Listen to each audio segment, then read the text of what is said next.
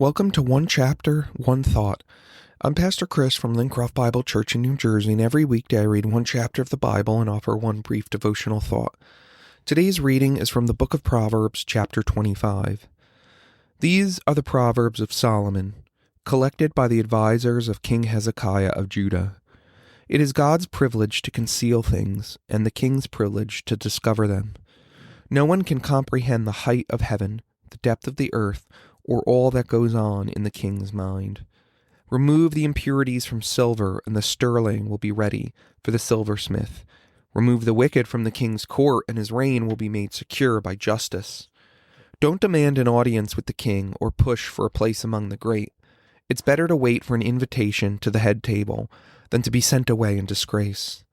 Just because you've seen something, don't be in a hurry to go to court, for what will you do in the end if your neighbor deals you a shameful defeat? When arguing with your neighbor, don't betray another person's secret. Others may accuse you of gossip, and you will never again regain your good reputation. Timely advice is lovely, like golden apples in a silver basket. To one who listens, valid criticism is like a gold earring or other gold jewelry. Trustworthy messengers refresh like snow in the summer. They revive the spirit of their employer. A person who promises a gift but doesn't give it is like clouds and wind that bring no rain. Patience can persuade a prince, and a soft speech can break bones. Do you like honey? Don't eat too much, or it will make you sick. Don't visit your neighbors too often, or you will wear out your welcome. Telling lies about others is as harmful as hitting them with an axe, wounding them with an arrow, or shooting them with a sharp arrow. Putting confidence in an unreliable person in times of trouble is like chewing with a broken tooth or walking on a lame foot. Singing cheerful songs to a person with a heavy heart is like taking someone's coat in cold weather or pouring vinegar on a wound. If your enemies are hungry, give them food to eat. If they are thirsty, give them water to drink. You will heap burning coals of shame on their heads, and the Lord will reward you. As surely as a north wind brings rain, so a gossiping tongue causes anger. It is better to live alone in the corner of an attic than with a quarrelsome wife in a lovely home. Good news from afar is like cold water to the thirsty. If the godly give in to the wicked, it's like polluting a fountain or muddying a spring. It's not good to eat too much honey, and it's not good to seek honors for yourself. A person without self-control is like a city with broken down walls. One thought.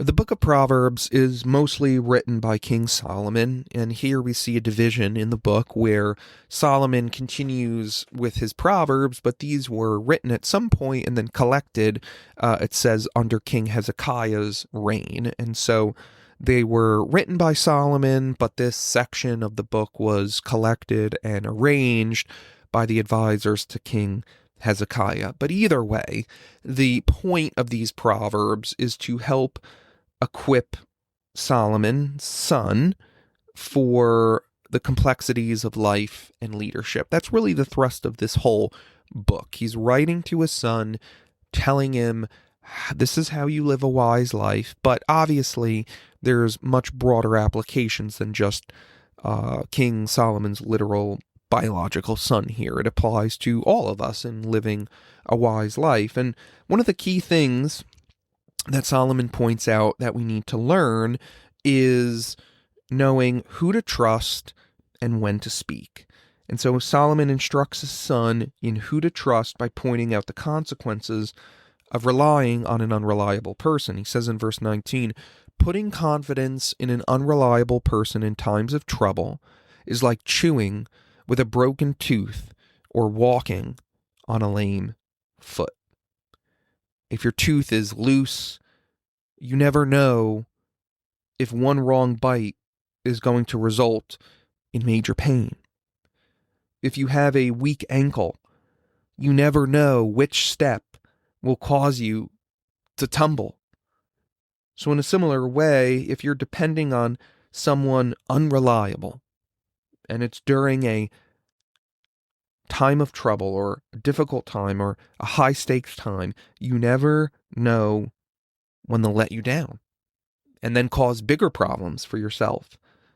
So Solomon is pointing out, son, you need to know who to trust. And don't trust someone that has proved to be unreliable. But not only do you need to know who to trust, but wise leadership means you need to know when to speak. He says in verse 20, singing cheerful songs to a person with a heavy heart is like taking someone's coat in cold weather or pouring vinegar on a wound. What Solomon is essentially saying here is saying the wrong thing at the wrong time just causes people more misery. You're standing out in the cold and someone runs by and ripped off your jacket. You're miserable. And you're stuck in that situation. Or if you have an open cut and you pour some rubbing alcohol on it, it stings and makes it hurt. And so what he's saying is you need to understand and have some social awareness.